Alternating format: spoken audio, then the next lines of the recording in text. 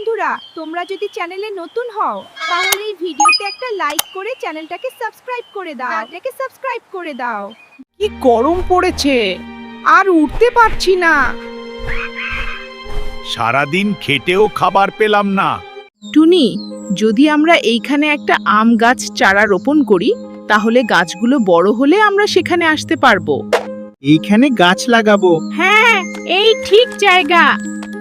হয়ে গেল। প্রতিদিন সকালে তারা কাছের পুকুর থেকে পানি এনে সেই জায়গায় ফেলে দিত। রোদ বৃষ্টির যত্নে তুমি আমাদের ভালোবাসা বুঝবে, তাই না? হ্যাঁ, আমরা জানি তুমি বুঝবে, আমরা একসাথে তোমাকে বড় করব। আর তুমি আমাদের ছায়া দেবে। আমরা যদি পরিশ্রম না করতাম তাহলে এই গাছটা হতো না। কি সুন্দর, গাছটা কত বড় হয়ে গেছে। হ্যাঁ, এবার আমরা মিষ্টি আম খেতে পারবো।